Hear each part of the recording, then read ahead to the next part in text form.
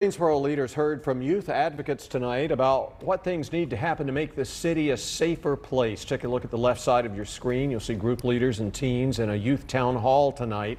They're working to find ways to keep young people safe after recent violence involving teens. One example of that, what you see on the right side of the screen.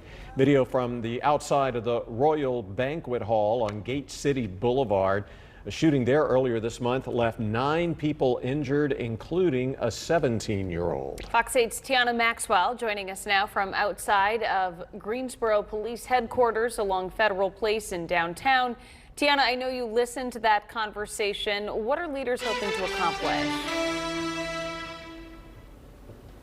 Katie, Neil, the goal is to find ways to keep teens safe. Well, city staff and groups designed to tackle youth issues, they discussed what that looks like today here at Greensboro Police Headquarters. Now, a lot of what we heard tonight focused on community and building relationships between the teens and the people that can give them the support they need.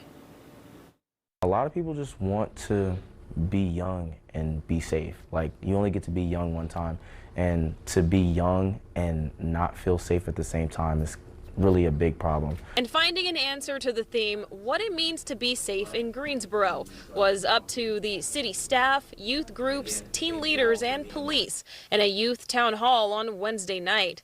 I don't think it's too far stretched to put us in a room with GPD and us be on the same playing field and have those conversations.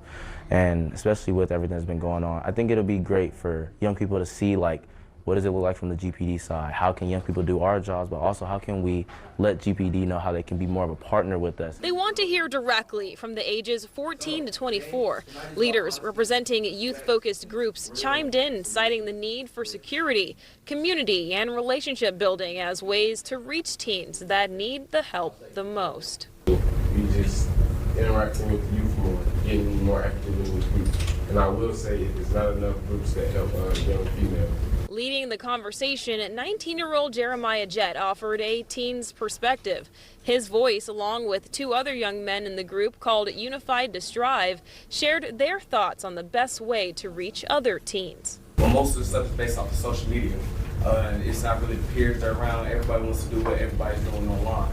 So I feel like we can kind of switch up the image that's being persuaded online and pushed out. Maybe we can get them to fall into a different type of hobby or a different type of friend group to find them something to do. Ideas go into a 90-day action plan to help bring solutions together.